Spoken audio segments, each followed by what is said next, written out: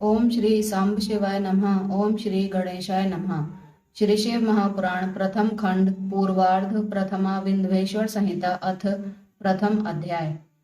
प्रयाग में सूत जी से मुनियों का शीघ्र पाप नाश करने वाले साधन के विषय में प्रश्न।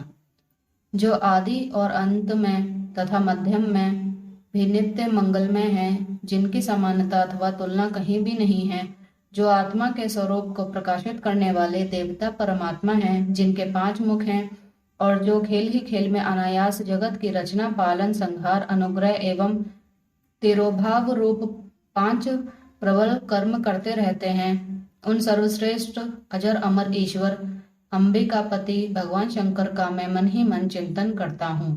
व्यास जी बोले, जो धर्म का महान क्षेत्र है, जहाँ गंगा यमुना का संगम हुआ है, जो ब्रह्मलोक का मार्ग है, उस परम पुण्य में प्रयाग में सत्य व्रत में तत्पर रहने वाले महातेजस्वी महाभाग महात्मा मुनियों ने एक विशाल ज्ञान यज्ञ का आयोजन किया। उस ज्ञान यज्ञ का समाचार सुनकर पौराणिक शिरोमणि व्यास शिष्य महामुनि सूत जी वहां मुनियों का दर्शन करने के लिए आए। सूत जी को आते देखकर वे सब मुनि उस समय हर्ष से खिल उठे और अत्यंत प्रसन्न चित्त से उन्होंने उनका विधिवत स्वागत सत्कार किया। तत्पश्चात उन प्रसन्न महात्माओं ने उनकी विधिवत स्तुति करके विनय पूर्वक हाथ जोड़कर उनसे इस प्रकार कहा, हे सर्वज्ञ विद्वान रोमहर्षण जी, आपका भाग्य बड़ा भारी है। इसी से आपने व्यास जी से यथार्थ रूप में संपूर्ण पुराण विद्या प्राप्त की, इसलिए आप आश्चर्य स्वरूप कथाओं के भंडार हैं। ठीक उसी तरह जैसे रत्नाकर समुद्र बड़े बड़े सारभूत रत्नों का आगार है, तीनों लोकों में भूत वर्तमान और भविष्य की जो बात है तथा अन्य भी जो कोई वस्तु है, वह आपसे अज्ञात नहीं है। आप हमारे सौभाग्य से इस यज्ञ का दर्शन करने के लिए यहाँ आ गए हैं और इसी व्यास से हमारा कुछ कल्याण करने वाले हैं, क्योंकि आपका आगमन निरर्थक नहीं हो सकता। हमने पहले भी आपसे शुभाशुभ तत्व का पूरा पूरा वर्णन सुना है, किंतु उससे तृप्ति नहीं होती। हमें उसे सुनने की बार बार इच्छा होती है। उत्तम बुद्धि वाले हे सूत जी, इस समय हमें एक ही बात सुननी है।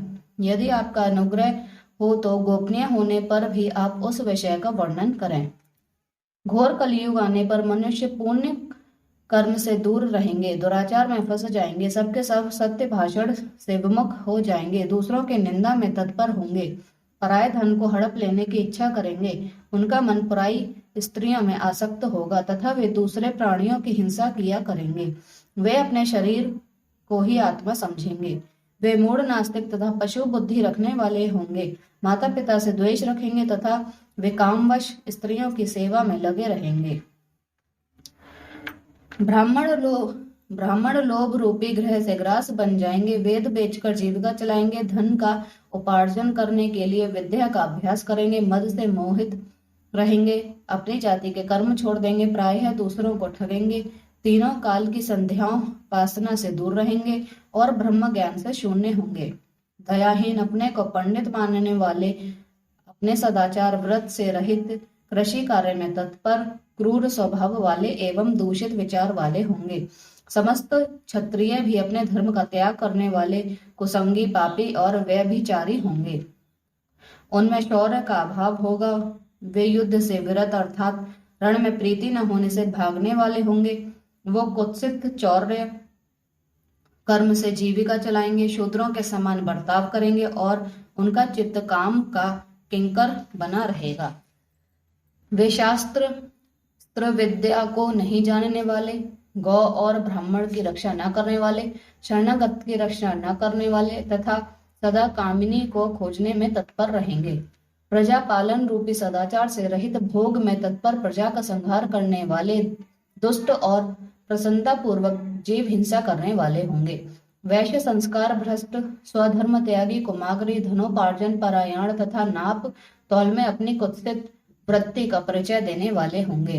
वे गुरु देवता और द्विजातियों के प्रति भक्ति शून्य, कुत्सित बुद्धि वाले, द्विजों को भोजन न कराने वाले, प्रायः कृपणता के कारण मुट्ठी बांध कर रखने वाले, पराई स्त्रियों के साथ कामरत, मलिन विचार वाले, लोभ और मोह से भ्रमित चित्त वाले और वापी, कूप, तड़ाग आदि के निर्माण तथा यज्ञादि सत्कर्मों में धर्म का त्याग करने वाले होंगे। इसी तरह कुछ शूद्र ब्राह्मणों के आचार में तत्पर होंगे। उनकी आकृति उज्जवल होगी, अर्थात वे अपना कर्म धर्म छोड़कर उज्जवल वेशभूषा से विभूषित हो व्यर्थ घूमेंगे। वे मूढ़ होंगे और स्वभावतः ही अपने धर्म का त्याग करने वाले होंगे। वे भांति भांति के तप करने वाले होंगे, द्विजों को अपमानित करेंगे, छोटे बच्चों की अल्प मृत्यु होने के लिए अभिचारिक कर्म करेंगे, मंत्रों के उच्चारण करने में तत्पर रहेंगे, शालग्राम की मूर्ति आदि पूजेंगे, होम करेंगे, किसी न किसी के प्रतिकूल विचार सदा करते रहेंगे, कुटिल स्वभाव वाले होंगे और द्विजों से द्वेष भाव रखने वाले होंगे। वे यदि धनी हुए तो कुकर्म में लग जाएंगे, यदि विद्वान हुए तो विवाद करने वाले होंगे, कथा और उपासना धर्मों के व्यक्ता होंगे और धर्म का लोप करने वाले होंगे।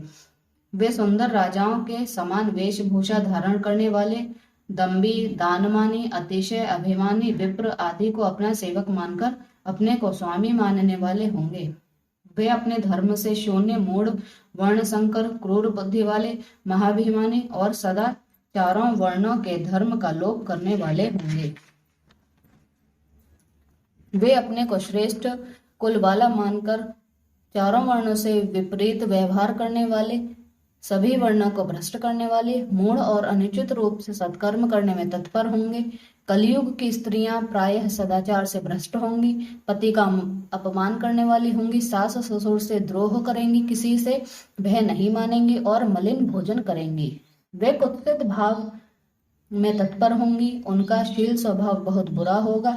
वे काम विहिल, पर पति से रति करने वाली और अपने पति की सेवा से सदा विमुख रहेंगी।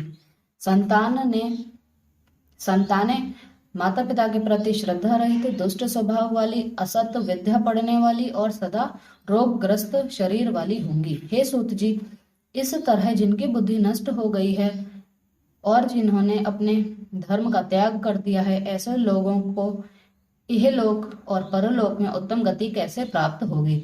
इस चिंता से हमारा मन सदा व्याकुल रहता है। परोपकार के समान दूसरा कोई धर्म नहीं है, अतः जिस छोटे उपाय से इन सब के पापों का तत्काल नाश हो जाए उसे इस समय कृपा पूर्वक बताइए, क्योंकि आप समस्त सिद्धांतों के ज्ञाता हैं। व्यास जी बोले, उन भावितात्मा मुनियों की यह बात सुनकर सूत जी मन ही मन भगवान शंकर का स्मरण करके उन मुनियों से इस प्रकार कहने लगे।